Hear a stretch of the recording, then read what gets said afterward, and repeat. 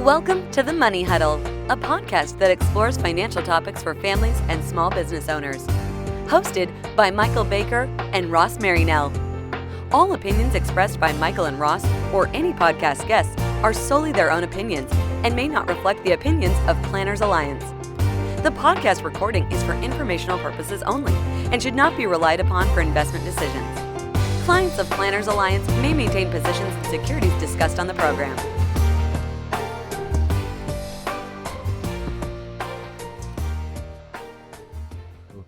It's no secret for those of us who know us that Ross and I both love sports, and we talk about sports a good bit. Right now, the NBA is going, and I have to say I'm taking a little bit of pleasure in the demise of LeBron James and the Lakers. Playoff hopes are fading fast. I'm just not a big LeBron James fan. I mean, I respect the athletic ability, all that. Just not the biggest fan. Of course, I grew up in Michael Jordan. Michael Jordan was the basketball king of my generation, and I will not move off of MJ being the greatest of all time. We can debate that later, but obviously one of the things we talk about sometimes in the office is these massive contracts that these athletes can sign to go and play, and it's always interesting because sometimes we know if they go play here, they don't pay state income tax and other things. So it's always interesting to kind of sort through how these deals get structured. But the latest one is from a gentleman named Bryce Harper. And Let's hear it. What was his deal? Do you know who Bryce is? I know he plays for the Washington Nationals. He played for the Washington Nationals. Right. So now he is the newest member of the Philadelphia Phillies. And Philadelphia has decided to cough up $330 million over a 13-year period. Wow. And he's of course going to win them how many World Series rings during this time?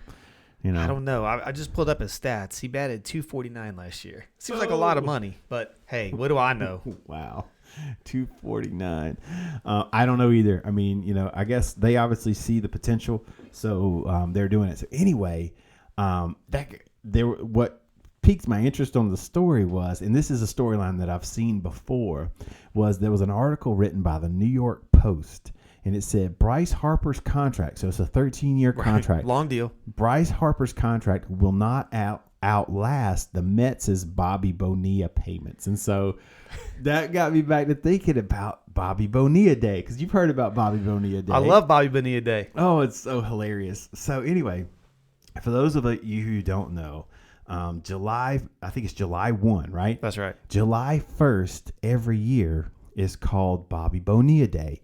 And the reason it's called Bobby Bonilla Day is the Mets, on that day every year, they pay Bobby Bonilla $1.19 million. Right. And they're going to do that all the way to year 2035.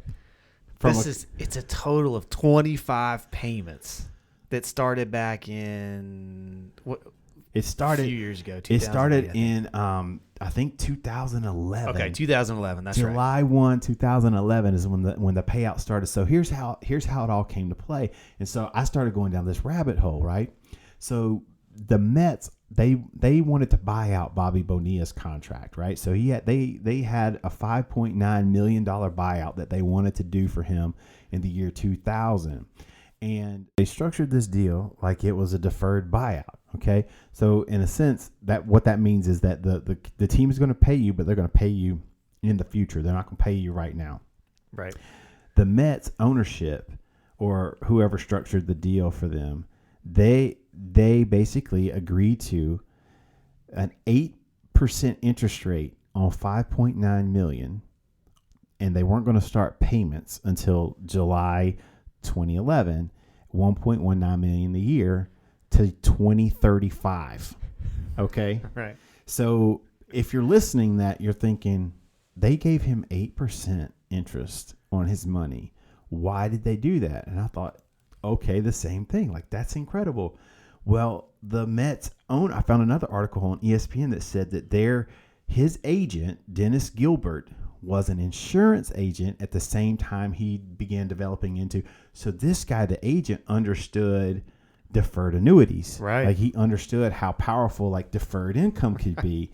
So he should be in the Hall of Fame for structuring this for Bobby, right? But then this is where it really got crazy. So why would they do this? Well, the ownership, the guys at I guess they may still own the team or not. I don't know. The Wilpons, they invested their money with a gentleman named Bernie Madoff. Oh, this is unbelievable. So in their mind, Bernie Madoff was getting them 12 to 15% a year, which we now know was garbage. I mean, it was made up returns. So they're thinking, okay, we'll give you 8 because we're getting 12 to 15. Bobby Bonilla took him to the cleaners, man. Hey, he hit a home run. So, all right, so they were supposed to pay him $5.9 million for the 2000 season. They agreed to suspend, basically defer that income to 2011. Right. And then he gets paid a total, so it's $1.1 million a year, but he's going to get paid out $29.8 million in deferred payments. Right. That's a fantastic arrangement. It's so my favorite part of the whole thing. My favorite part. So Bobby Bonilla, this contract is with the New York Mets. Right. Where does Bobby Bonilla live now? He lives in Florida. So there's no state income tax on his money getting paid. I'm telling you, Bobby Bonilla Day, national holiday for financial advisors. So folks, if you ever want to just like a microcosm of the impact of like making sound financial choices could be and bringing in an advisor that knows what they're doing for certain situations, this is it. Because here's his agent, right, who had a background in insurance, and when the Mets approached them on like this buyout, because Bobby Bonilla, he used to be an all-star, so he had money.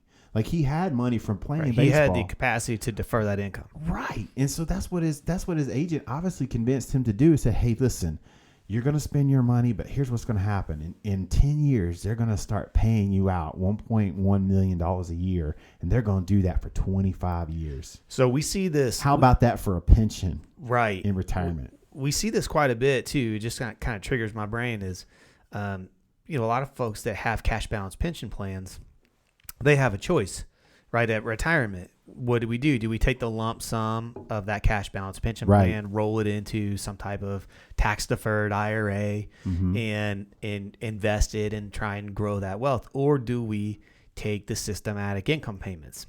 Right. And a lot of times the sort of knee-jerk reaction is take the money and roll it over. However, that's not necessarily the right thing to do in all situations, because sometimes those income payouts, as Bobby Bonilla can explain, can be quite rewarding and quite high compared to the cash balance pension balance. So it really is, it should always be evaluated in the context of what you need from your plan, but also just the impact of that income. Well, I was just say, this guy hasn't looked at a fastball in years, and he's still getting paid over $1 million a year. That's amazing. So, I would say this, athletes, there's always benefits, right? In weighing the pros and cons and looking at a situation, but sometimes it's absolutely worth it to consider deferring some money out to the future, because you never know what's going to happen. Life could happen, and so anyway, I thought that was an amazing story. And so this July 1st, we'll have a Bobby Bonilla Day celebration here at the office. I'm going to buy a Mets hat. I'm going to wear it to work that day. Just in honor of Bobby Bonilla and this fantastic arrangement. Right.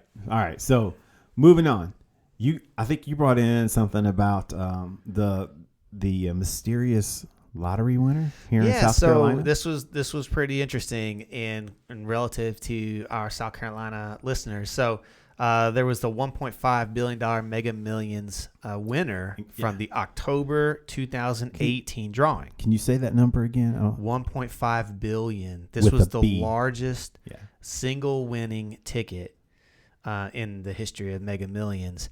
And they waited. So you have 180 days to claim the prize. And they were around day 130 or some odd. So the anxiousness was starting to build to see if anyone was actually going to claim it. Oh, you know what they're going to do. They had to talk to some professionals about how to get this money. They got some help, and good for them, because that's a lot of money to receive. And so it was announced just the other day that they did claim the ticket, and they elected the cash option one-time payment of $877 million, largest jackpot payout to a single winner in the United States history.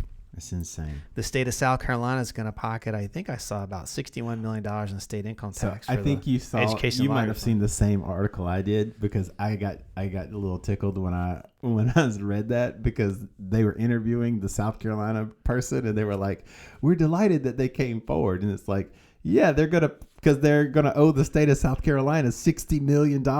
There is definitely a nice windfall for the state. We're all for it. If that could help keep our South Carolina taxes down, that would be great. Yeah. I thought it was fascinating. So one of the things that was discovered was this person explaining their day, how they got to that store to do that, to buy that ticket, and in fact uncovered that this person had let someone else go in front of them to buy a Mega Millions ticket, and the person who won, I don't know, did a quick pick.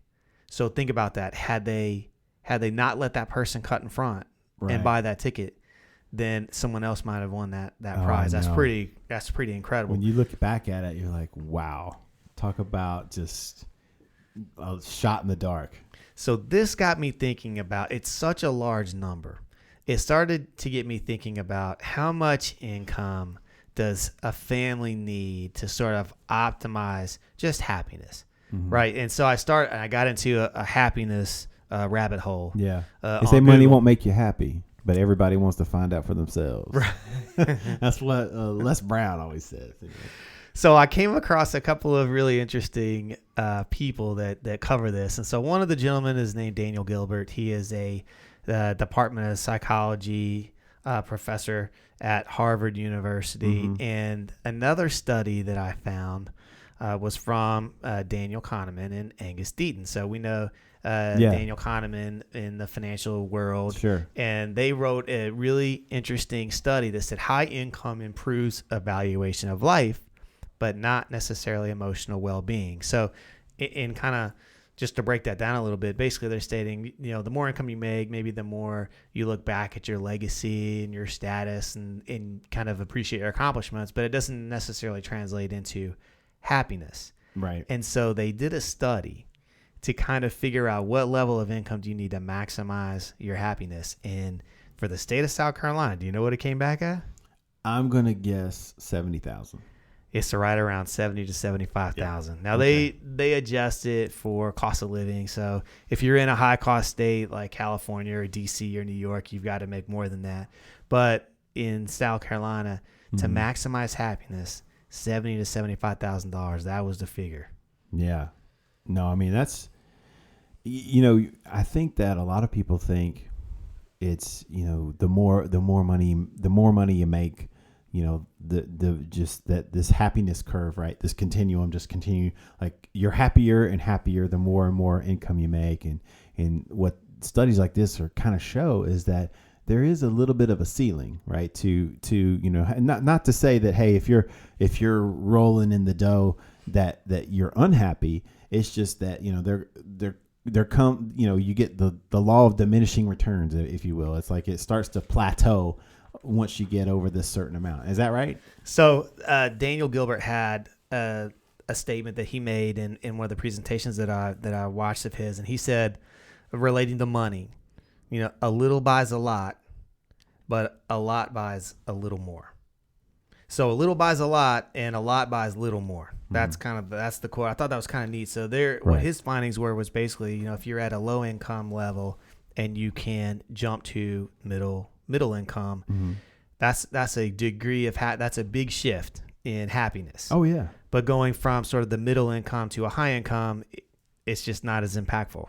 Right. Now, I mean, you get to probably have more discretionary income, maybe, but it's just saying like on your internal well-being, your happiness, it does there's not as big of a jump from middle to high as there is from low to middle. Is that right? Exactly. And another point he made is that a lot of times happiness is basically just sort of the definition getting what we want. But he also says your mind is basically you're sort of a prisoner of the present. So we sort of imagine things as being good or bad, but we sort of overestimate how good things will be, and we also can overestimate how bad things will be if we have a tragedy in life. Yeah. And that the reality doesn't always pan out. Oh, I'm with you. No, man. So that's always something to keep in mind, especially in this age where we are it's human nature to want to compare yourself to other folks. And, one of the things, I'm starting to see actually with my kids is, them comparing, who's got what. And, I've got this. You don't have this in your house, do you? You've got 2 girls. So, no, but I mean, there was a story I was thinking about writing about the other day. And it was, both my daughter and my son, I was watching them at a table and they were both coloring. And they started to get into a debate about who had what markers. And like there's this big, huge bowl of like markers in the middle of the table. There's more markers than they could possibly use in one sitting.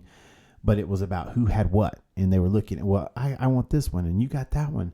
And they were starting to get into that back and forth, and of course, I go in as a parent and say, guys, there's plenty of markers for everybody. And I think, that made me think about this kind of topic is, how we get caught up in looking at other people like who are running their race. Instead of focusing on our race, we start focusing on other people running their race. And it's like, look, the grass isn't always greener on the other side because you don't know what the water bill is. You don't know what's going on over there.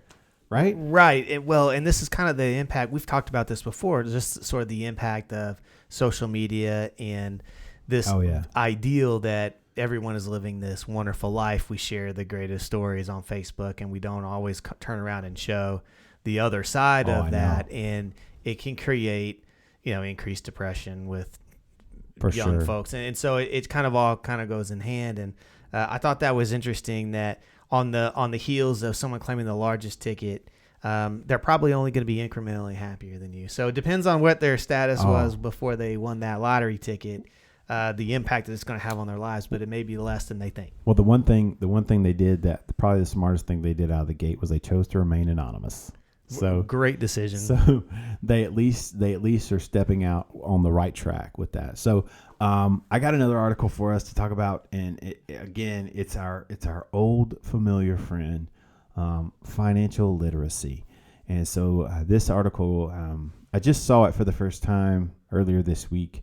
It looks like it was published March 2nd, but it's the title of the article is Financial Literacy: An Epic Fail in America. And lacking the skills needed to make informed financial decisions hurts individuals and the economy, and what can advisors do to help? So the story starts with a tale about a young man named Zachary Bonilla. I think that's how you say his name. And his dream of joining the Air Force. It was Zachary is a 23-year-old senior at Texas A&M. Okay. He's going to be going into the Air Force when he graduates from Texas A&M.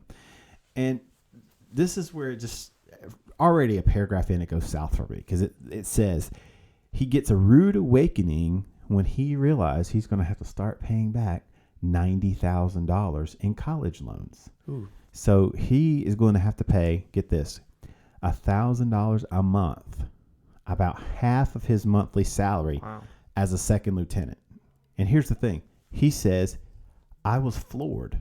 I thought the military was going to take care of me and the burden wouldn't be as bad. I wasn't worrying about the loans as much as I should have. Wow. How often, do we hear this story, right?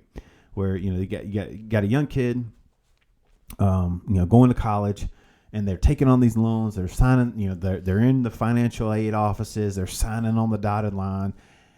We both know that there's no way this kid got $90,000 in loans without probably some parental help. Right. So probably mom and dad have signed on some plus loans, right, to get this guy through school. Now he's going into the military, which is going to be stable employment, but $90,000 in debt right out of the gate. We've talked about like not having a mortgage. So it's a mountain of debt. This is again like the same thing over and over and over again. And it's not just about student loans. It's just about the overall financial literacy in our country. And he was saying, his story was really bad because I think he was saying that, he's like the first of 3 kids. And his mom and dad, they didn't really like prep him for that. He's like, he feels like he was the trial run, like, you know. So I don't know how I feel about that, but anyway, I feel bad for him because, you know, that's going to take a chunk of his money. But here's what it said in the article. It talked about the USA, the Americans. It says, so obviously we're the world's largest economy. And however, we are ranked 14th when measuring proportion of the adults in the country that are considered to be financially literate. So it says, to put that in perspective, adult financial literacy at 57% in the United States is only slightly higher than that of Botswana, whose economy is 1,127% smaller. Wow. So that's using some extreme statistics, but I started looking at this, you know, as far as like GDP per capita. And so, like, you know, we're right there. Singapore has GDP per capita that's similar to the United States. They're at 59%. But I started looking at, you know, some of the other countries, like New Zealand has a higher literacy rate than us. So New Zealand, Belgium, you know, these Israel, Germany. I mean, all these countries. I mean, they're much smaller economies, but they have a higher literacy rate, which is somewhat alarming. And so I just wanted to throw that in and get your thoughts on it. Well, it's something that we need to start talking about in classrooms earlier and really make a focus of just education. And so really in high school, we've got to start incorporating financial literacy programs and get kids thinking about how much debt they may be taking on in the very short term, going through college, what the loan payments are looking like. And I think it's easier to take on the debt and just think about the balance. Well, it's $30,000 for college, or it's $40,000 for college, but we don't think about the after effect of, well, actually that means $400 a month. And if your income is $3,000, that's a pretty sizable portion of your gross income. Right. And start thinking about it in terms of your expected income versus the amount of, you know, monthly debt you'll have to repay, like the gentleman that you just talked about. I mean, a $90,000 loan balance in his situation equated to about $1,000 a month payment. If we start talking in terms of that, I think it helps people make a decision. Oh, I could not agree more. And I think, you know, there was obviously the article written touched on multiple things. You know, it talked about credit cards, you know, how you know, a lot of kids when they, you know, your parents may warn you about the perils of having a credit card, but then, you know, once your kids go to school, they go to college, especially if they go to campus and they live away from home, you know, there's constantly credit card vendors on campus coming in. And there was a story in here where a girl was talking about, you know, credit card companies will show up and they'll give you vouchers for free pizza if you'll fill out, you know, right. and they're, you know, these things are, at least how credit cards used to work is they know that these are students, so they're not getting, generally out of the bat, they're not getting approved for a lot of credit. You know, it might be really low, like $1,000 or $1,500, but we already know too, is like once you make a few payments and you pay on time, what do? Right, start increasing your they credit increase limits the credit limit. Well, we're asking young adults to make really seismic financial decisions without the proper preparation in some cases, which is, you know, we're asking someone, you know, some of these children are going to borrow as much as, you know, what I paid for my first house. Right. And the ease at which some of these decisions can be made, and the pressure even from just society to say, all right, you need to get a college degree, you got to go to this next level. And before you know it, you look back and there's $90,000 in student loan debt, and it may be 10, 15 years of really tough budgeting to get that paid. Yeah. So the article, I mean, it highlighted several things. One of which that, you know, being in the state of South Carolina, it said there's one third of the states right now in the United States require some level of personal finance course to be taken to graduate high school. South Carolina is not one of the states that requires that. So that doesn't really shock me. So we're probably going to have to, you know, get on board here in South Carolina. But the last thing I'll point out about the article that I thought was really telling, and hopefully would be a good takeaway for anyone listening. So it talked about the financial services industry, and the article essentially was geared toward what can financial advisors do to help, or should advisors be more engaged on this issue? And it said there's a section in here that talks about, says marketing to ignorance. It said the financial service industry engages in consumer education efforts, but that is dwarfed by the resources devoted to marketing its products.